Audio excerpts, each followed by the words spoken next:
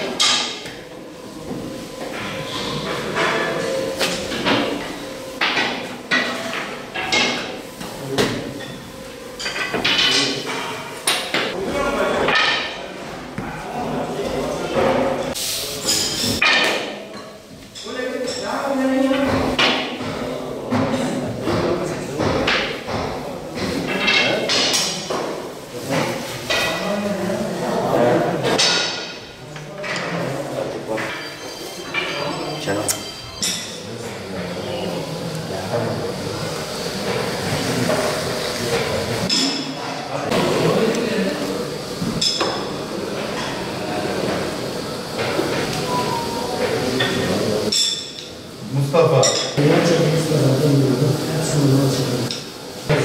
Ha. Anladın mı sen?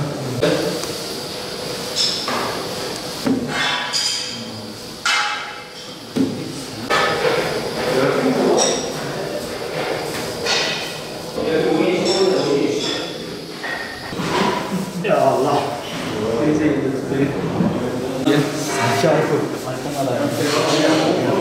Ver o zaman olayı ver bana. Hakan sonra çok isim versene. Nasıl öyle? Çok güzel. Şuradan kendime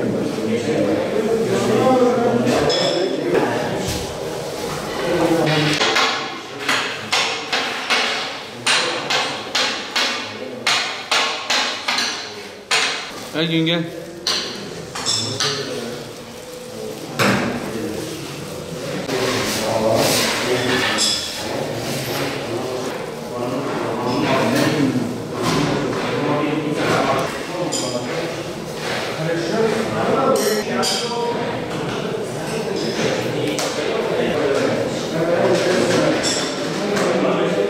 Başta tüm İslam aleminin ve tüm ülkemizin mübarek Ramazan'ını kutlarım. Hayırlara vesile olmasın dilerim. Malum bu yıl her yıldan olduğu gibi koronalı bir Ramazan geçiriyoruz. Bunun için de zaten baklavacılık mesleği hijyen isteyen bir meslekti. Daha da hijyen olmaya çalışıyoruz. Sosyal mesafemizi koruyoruz. Personelimizi biraz devir daimli çalıştırmaya çalışıyoruz. Çünkü sosyal mesafe için imalatımızı biraz azalttık. Personel sayısımızı çok yoğun olmasın diye. Tabii yine bu Ramazan ayında da kargolar vasıtasıyla tüm baklava severlere inşallah gene baklavasız bırakmamak için elimizden geleni yapacağız. Yani şu anda ilk günler olduğu için tabii malum koronadan dolayı Gaziantep'imize uçaklar gelmiyor, otobüs seferleri iptal.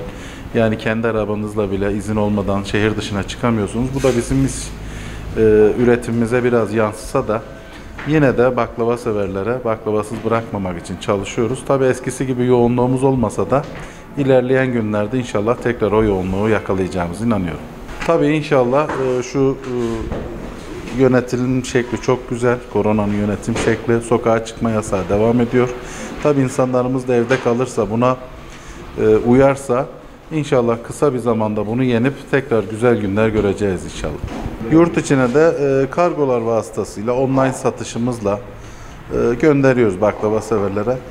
Yani otobüsle giden kalmadığı için, kendi arabasıyla giden azaldığı için, uçaklar çok çalışmadığı için bu işte en büyük yükü kargolar çekiyor. Kargolar vasıtasıyla Türkiye'nin her tarafına baklava severlere baklava ulaştırıyoruz. şehir içine. Tabii şehir içine de normal günde müşterimiz kendi gelip paket alıp götürüyor. Diğer sokağa çıkma yasağı olduğunda da baklava severlere biz arabamızla paketleri götürüyoruz.